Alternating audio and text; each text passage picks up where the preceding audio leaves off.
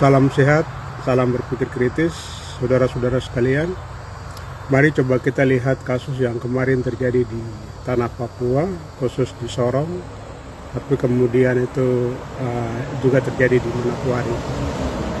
Jadi kan kasus ini kalau kita lihat dengan seksama, ini memberikan gambaran itu bahwa ada yang mendesain, kemudian ada tindakan-tindakan yang mengkriminalkan orang tanpa adanya delik.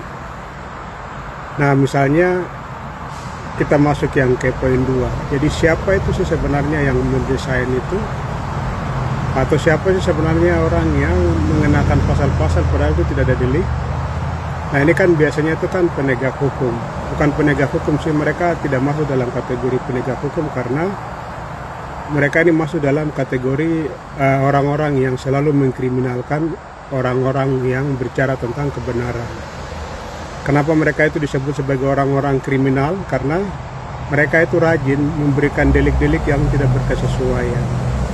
Satu contoh itu misalnya, ini kan menyampaikan pendapat di muka umum dengan memberikan ide dan gagasan tentang pentingnya penyelesaian masalah terhadap kasus itu kemudian itu tidak bisa didelikan atau tidak bisa dipidana karena itu sudah masuk di ranah ilmiah tentang kajian-kajian ilmiah tentang penyelesaian masalah. Yang kedua, ini peristiwa seperti begini ini kan kalau kita lihat lebih jauh, ada yang mendesain. Nah, siapa sih sebenarnya yang mendesain ini? Tentu mereka-mereka yang melakukan penangkapan atau orang yang memerintahkan untuk melakukan penangkapan atau orang-orang yang didengar untuk membuat skenario seperti begitu. Nah, skenario seperti begitu tuh bisa datang dari karena kejar proyek. Jadi kekerasan di Papua itu sudah dianggap bagian dari proyek.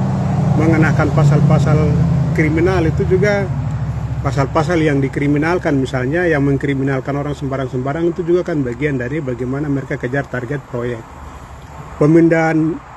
Pemindahan dari satu tempat ke tempat lain itu kan juga butuh anggaran. Itu juga bagian dari kejar proyek.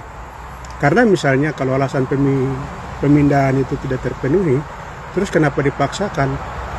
Tindakan pemaksaan seperti begini itu kita duga dan curigai bahwa satu, ini bagian dari kejahatan, entah itu kejahatan bisnis atau yang kedua itu kejahatan untuk menghukum seberat-beratnya orang yang berjuang tentang kebenaran dan keadilan, orang yang berjuang tentang pentingnya penyelesaian masalah. Ini semua memberikan gambaran bahwa ada desain kejahatan yang dilakukan oleh negara, baik itu melalui aparat negaranya atau orang-orang yang mendesain barang itu.